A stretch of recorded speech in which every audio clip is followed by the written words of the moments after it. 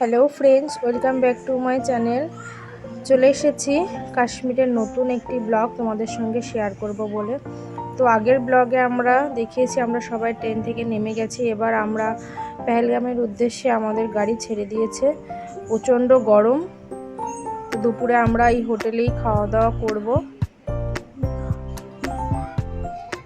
আমাদের সবাই গাড়ি থেকে নেমে অলরেডি ডাইনিংয়ে বসে গেছে।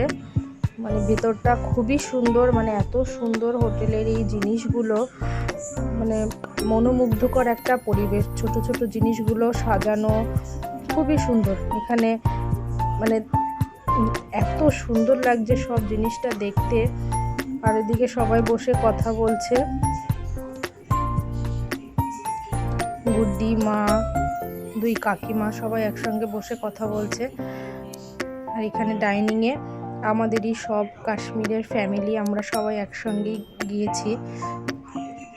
টোটাল 41 মেম্বার ছিল আমাদের সঙ্গে। তো ওরা সবাই অলরেডি ডাইনিংয়ে খেতে বসে গেছে। আর দিকে গুড্ডি তো এত জিনিস দেখে সে তার খেলার জিনিস ঠিক একটা খুঁজে বের করে নিয়েছে, নিয়ে খেলতে ভীষণ ব্যস্ত।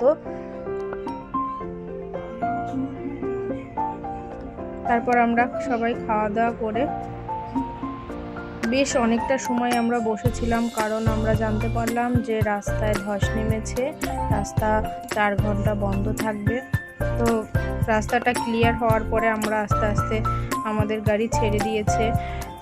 রাস্তায় যেতে যেতে অনেক কিছু আমরা দেখতে পাচ্ছি।